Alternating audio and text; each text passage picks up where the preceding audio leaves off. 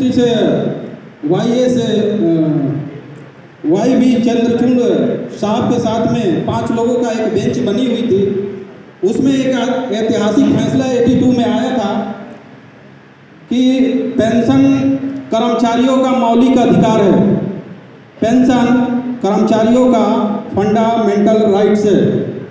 दूसरी में लिखे हैं कि पेंशन केवल पिछली सेवाओं के लिए एक पुरस्कार है, एक अवार्ड है। तीसरे में लिखे हैं पेंशन किसी का भीख नहीं है। किसी सरकार के पास में पेंशन रद्द करने का कोई अधिकार नहीं है, फिर भी रद्द किया गया है। पेंशन एक कल्याणकार है जो आर्थिक न्याय प्रदान करती है। पेंशन एक जीविका का भत्ता जो सेवानिवृत्त होने पर कर्मचारी को सम्मान के साथ जीवन जीने का एक अपना रास्ता देता है। ये बहुत बड़ी बात है। यानी हमारे साथ में जो सुप्रीम कोर्ट का फैसला है वो बहुत सम्मानजनक है, सार्थक है और लीगल है।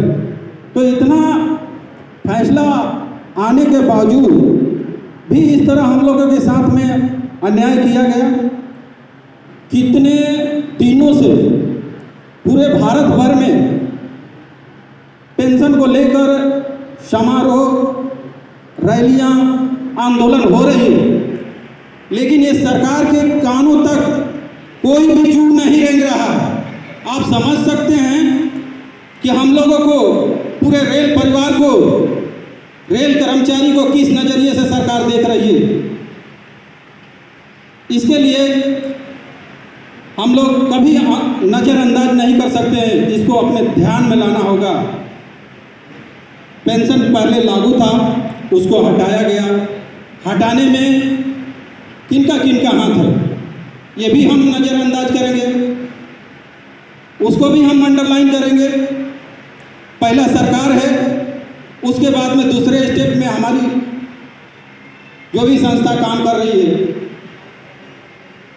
इंडिया लेवल पर यूनियन, वो भी इसकी जो है कि दोषी है।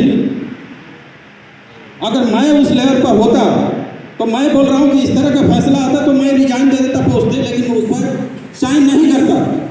मैं सरकार के नज़रअंदाज में ये अंडरलाइन कराना चाहता हूँ कि अगर हमारी OPS बहाल करने के फिराक में नहीं रहेगी तो हमारा आने वाले टाइम में एक बहुत बड़ा रेल कर्मचारियों का आंदोलन होगा, और वो इतना बड़ा होगा कि हर एक छोटे बड़े स्टेशनों पर जहां भी गाड़ियां चलती रहेगी उस गाड़ी वहीं पर रोक दी जाएगी।